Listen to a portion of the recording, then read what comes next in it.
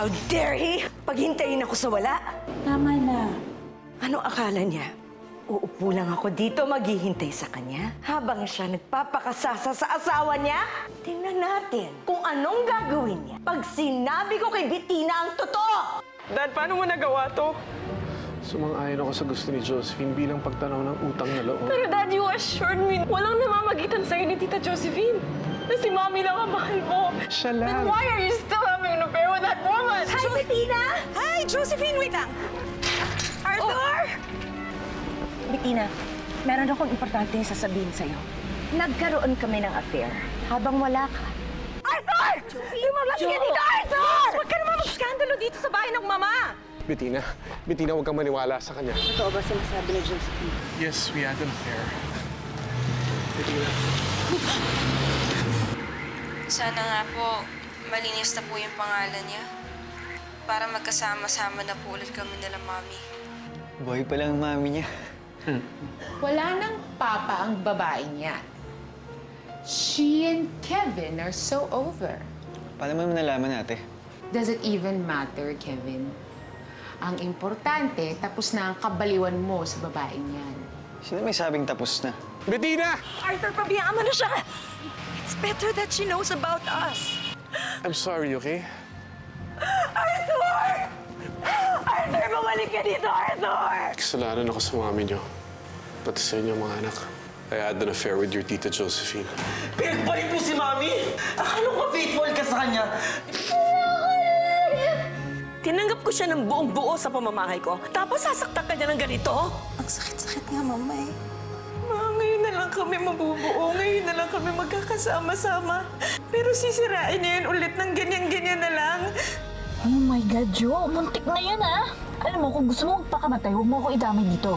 Papatayin ko yan si Bettina. Kasalanan niya to. Kung hindi siya bumalik dito, dapat masaya na kami. Gusto kitang patayin, alam mo? Muntik na siyang mamatay. And this is the way you treat her? Hindi ko dapat sinaktan si Bettina and I'm sorry. Please give me a chance to fix this. For the sake of Bettina, hindi ako makikialam sa away niyong mag-asawa. Pero ayusin mo ito. Ayusin mo ito.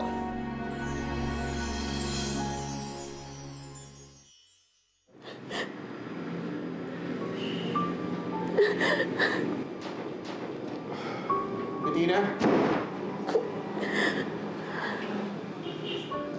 Bettina, let me explain. Mami, usap muna kayo.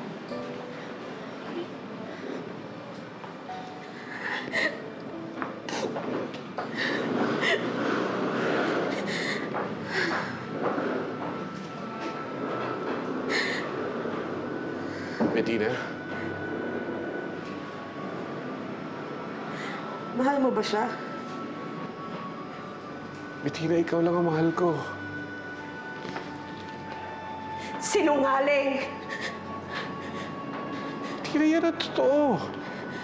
Mula noon hanggang ngayon, ikaw lang talagang mahal ko. Ikaw lang. Kung mahal mo ako, bakit kaya mo akong ipagpalit sa ibang babae?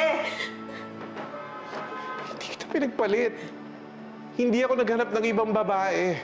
Sana maintindihan mo si Josephine lang ang nandun para sa akin. I was helpless during those times. Nakakala ko namatay ka. Si Josephine lang ang dumabay sa akin. Bettina, marunong at tumanaw ng utang na loob, kaya ako pumayag na magkarelasyon kami. Arthur, maraming paraan para magbayad ng utang. Pero ang pinili mo, makipagrelasyon sa kanya? Dahil yan ang gusto niya, pinagbigyan ko lang siya.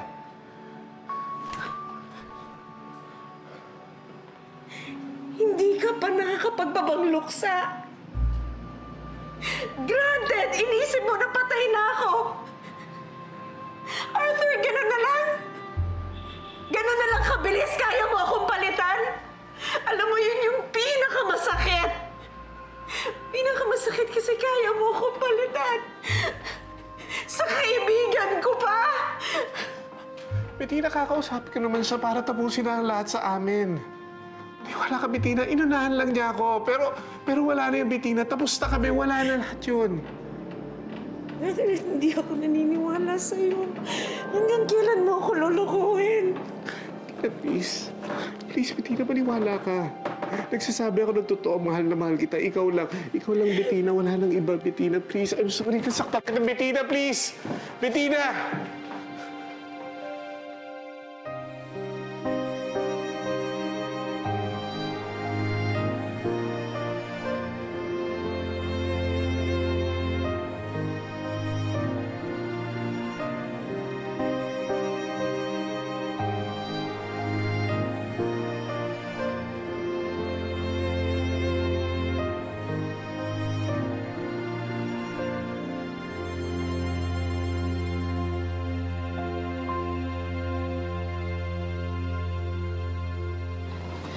Jo, chill ka lang.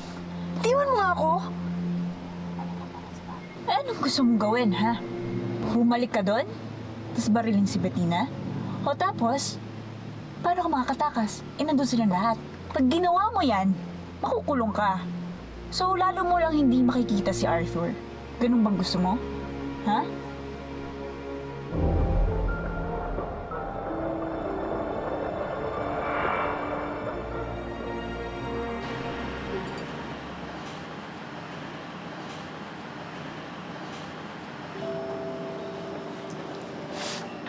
Alam ko, galit kayo sa daddy niyo. Pero sana mga anak, pabayaan niyo na muna tong problema namin to.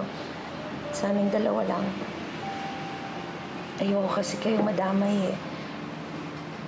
Ayoko rin kayong magtanim ng sama ng loob sa daddy niyo. Pero Mommy, bad si Daddy. Pinagpalit ka niya kay Tita Josephine. Anak, siguro nga pinagpalit niya ako. Pero kayo hindi kayo kayang pagpalit ng daddy niyo. Kasi mahal na mahal kayo ng daddy niyo.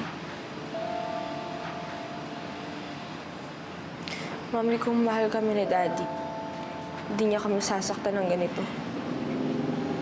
Sasaktan kami for you eh. Mommy? Di ka na po ba mahal ni Daddy? Naghihiwalay na po ba kayo? Alam mo, Faye, hindi ko pa alam kung paano ka sasagutin ng totoo. Pero ang alam ko kahit na magka-problema kami ng daddy niyo, hindi magbabago yung pagmamahal namin sa inyo.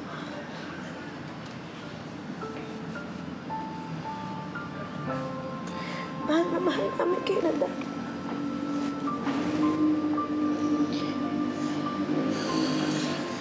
At mahal na mahal ka din namin, Mami.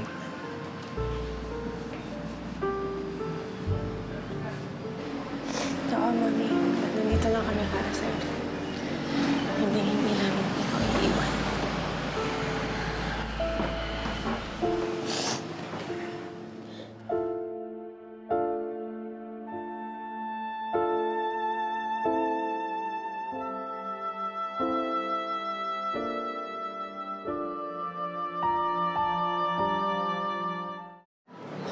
Hirap pala ng ganito. Pag nakakita mong nag-aaway yung mga magulang mo, tapos wala kang magawa para matulungan sila, para magkaayos sila. Celine, hindi mo naman kasi talaga mapo-force na magkabati agad-agad yung dalawa. I mean, syempre kailangan nila ng time to heal. Diba?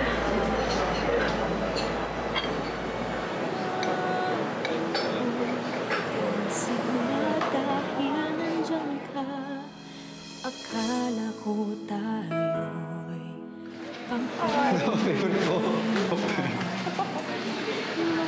may saya sa aking dating. Thank you. Bakit pagising ko, hindi ka na sa'kin? Ang pag-ibig mo na nagbigay sa'kin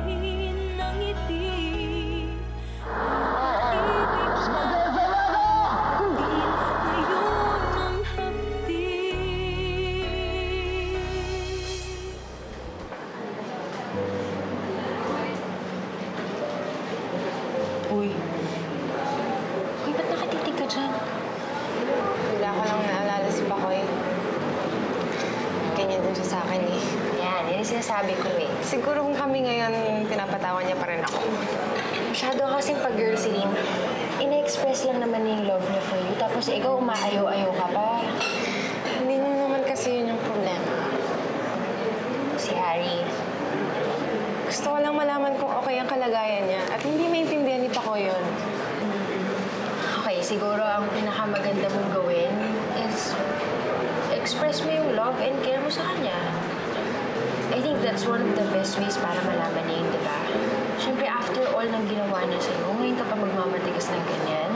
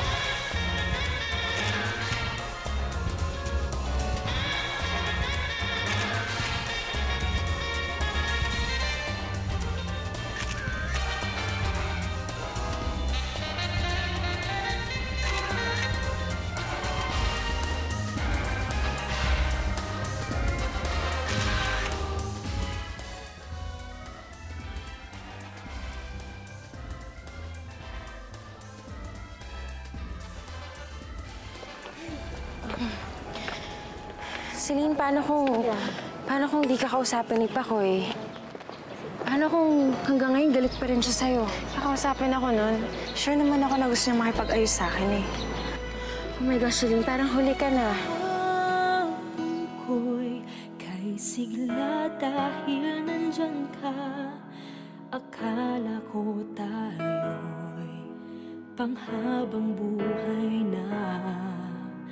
May saya sa Celine! labi ng pag-ibig. Celine? Bakit pagising ko hindi ka na sa'kin? Ang pag-ibig mo. Nag-aaway na naman sila dahil sa akin. Kawawa naman pala si Celine kung ganun. Kailangan ko siya kausapin. Bakit pa? Eh, baka lalo lang silang mag-away niyan. Eh, kung wala na talaga sila, it just means na may pag-asa ako kay Celine.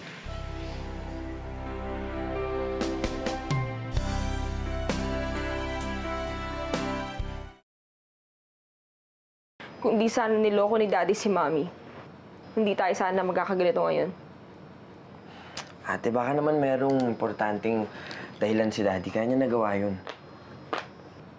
Sabi ni Ate Celine, si Tita Josephine daw talaga yung may gusto nun. Pinagbigyan lang ni Daddy para tumanaw ng utang na loob sa kanya. O yun man pala eh. Ibig sabihin, ayaw talaga ni Daddy magkaroon ng affair. So, ibig sabihin nun, pinilit lang ni Tita Josephine si Daddy. Kahit na pinilit lang siya ni Tita Josephine, he still had a choice kung papayag siya o hindi. Yung choice niya, pumayag siya. Kasalanan pa rin niya. Ate, di mo ba narinig? Pinilit lang siya. Pinilit lang siya ni Tita Josephine. Ba't mo ba dinidiin si Daddy? Hindi ko siya dinidiin! Ate, dinidiin mo siya! Tumigil nga kayo! Nag-aaway na nga si Mommy at Daddy, pati ba naman tayo? Huwag tayong magkagulo, please! Dapat nga ngayon nagtutulungan tayo eh! Dapat ngayon magkaisa tayo! Ano ba naman kayo?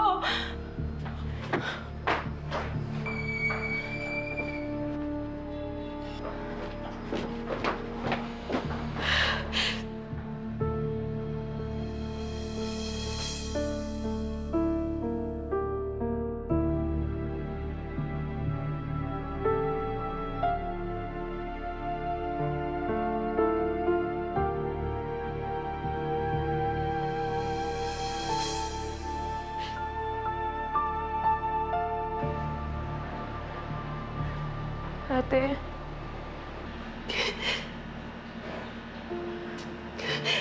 Yung mga luhang yan. It's not just me and Edwin, right?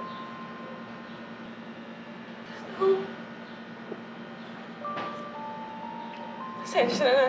Sigawan ko kayo. Sorry. Nakita ko si Pakoy may ibang babae. Akala ko hindi ako masasaktan, pero masakit pala. Mahal mo ba siya?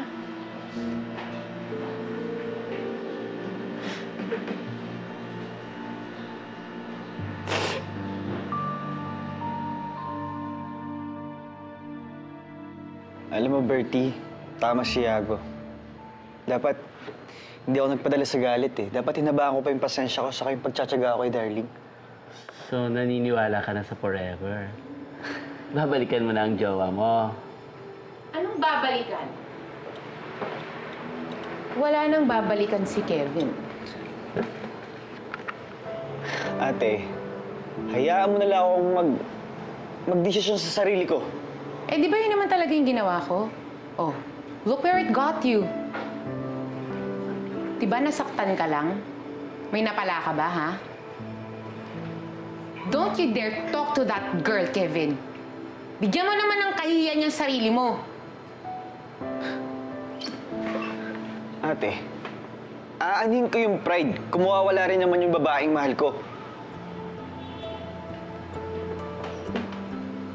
Where are you going? Kevin!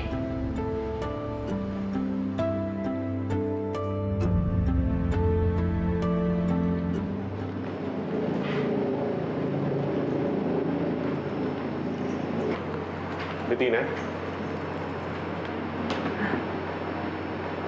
Excuse me.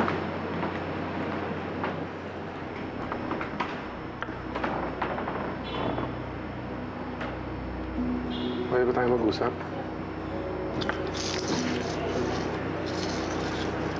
Bettina, pinagsisisihan ko yung ginawa ko. Alam ko mahirap, pero sana mapatawad mo ako.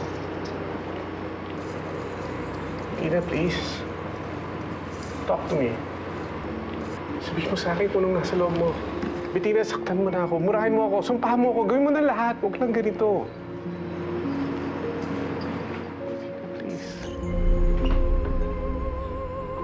Bettina, please. Nakikiusap ako. Patawarin mo ako. Just give me another chance. Patutunayan ko sa'yo na ikaw lang talaga yung mahal ko. Bettina, ikaw lang.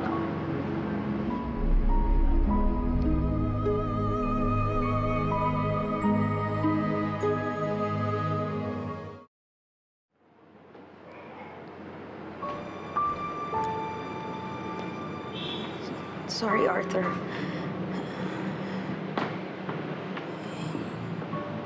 Hindi pa kita kayang patawarin eh. Alam mo, siguro mabuti pa, Arthur. Bigyan muna natin ng space ang isa't isa.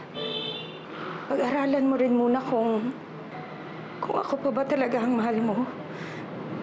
Para rin siguro makapag-isip-isip din ako. Bettina, please. Please don't do this. Iwan mo muna ako. Iwan mo na ako, please.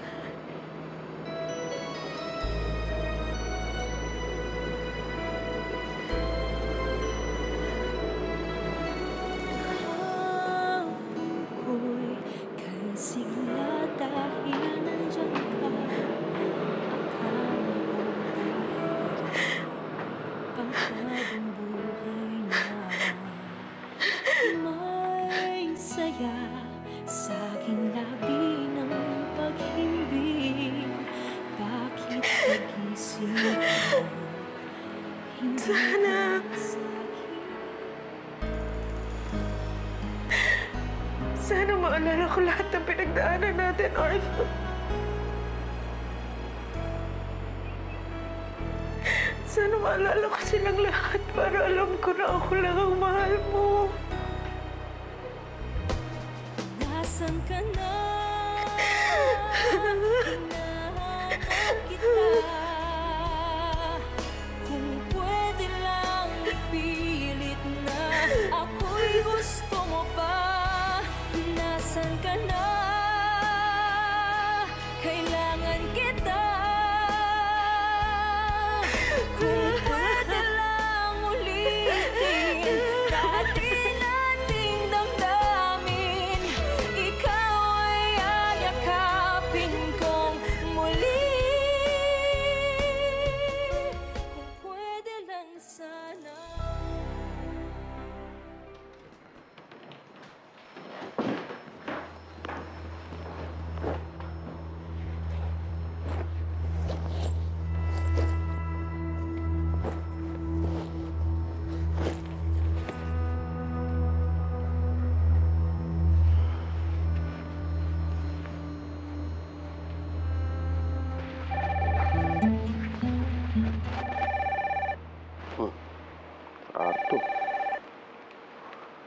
Hello, pare. Oh, pare, kamusta? Bagyo, kailangan ko ng tulong mo.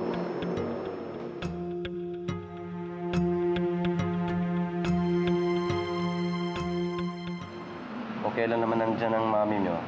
Maayos ng lahat. Saka panasa-offline yung daddy nyo.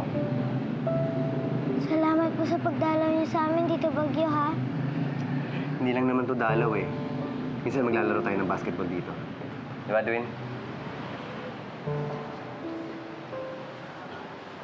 Dad, bakit may dala kang bag? Saan ka pupunta? Kailangan ko muna umalis, mga anak. Daddy, naghihiwalay na po ba kayo ni Mommy?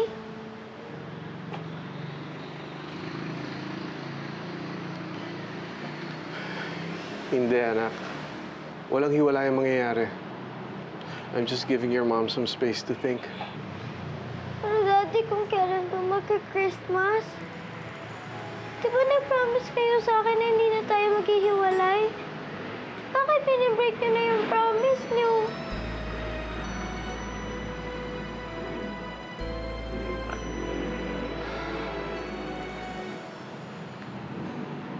Faye.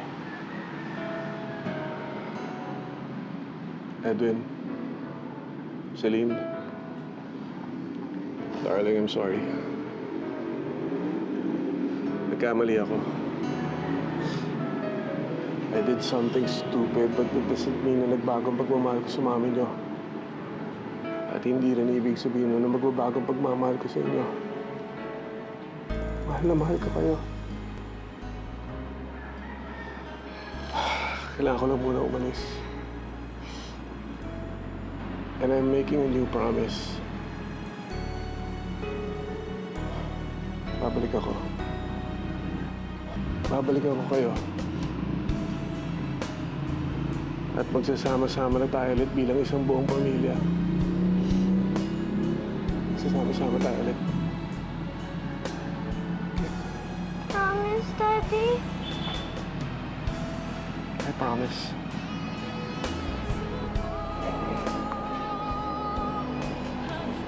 Kayo'y makita at minsan pang mayakap. Ang ligayang dati ay anong sarap. Muli tayong lahat. Kung alam nyo lang, ako'y naliligaw. Kailangan ko kayo sa aking buhay. Kaya't magbalik na aking mga mahal.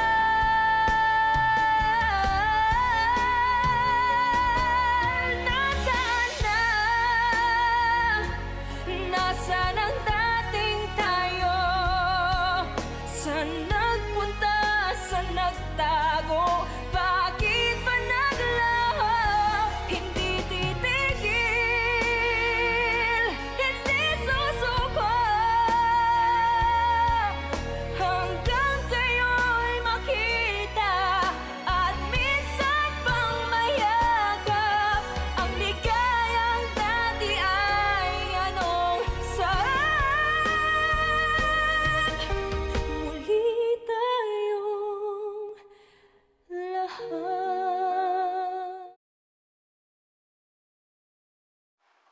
Diyos ko, ito na lang po ang paraan na naiisip ko para sagipin si Ashley.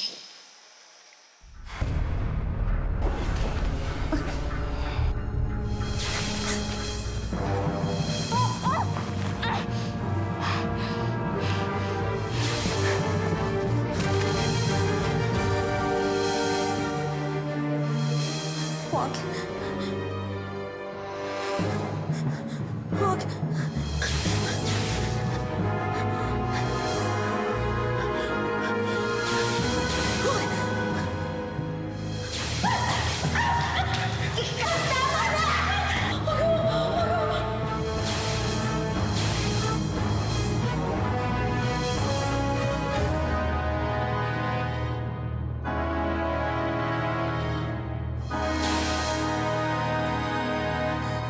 naalala ko na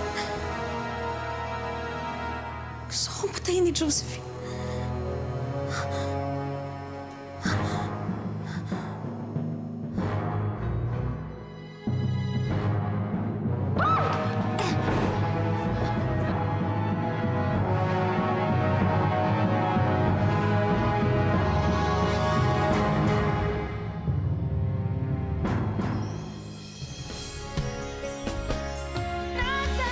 Ano, Vanessa? Uy, gusto kong puntahan kita sa place mo. Nai-miss ko na yung mga ginagawa natin dito. Yung tayong dalawa lang. Sarap sana. Kaya lang, ito yung tropa ko eh. Ha? Sino ang tropa? Si Arthur. Pero quiet ka lang kasi sinipa ni Bettina eh. Talaga? Vanessa, nasaan yung magaling mong kaibigan? Anong ginagawa mo dito, Bettina? At saka bakit may mga kasama ka mga polis? Dahil ipapakulong ko si Josephine. Ano? Nakakaalala na siya? Hinahanting ka na ng mga polis at determinado si Bettina na makulong ka. Hindi ako pwede makulong. Hindi ko na makikita si Arthur. Eh, anong gagawin natin? Kailangan kong makausap si Arthur. Hindi pwedeng malaman ni Arthur na nakakaalala na si Bettina. Hindi niya pwedeng makausap yung babaeng yun. Alam niyo, buti na lang nandito kayo sa tabi ni Mami. Kahit pa paano, gumagaan yung loob ko. Bagyo, pare. Pare. Bagyo.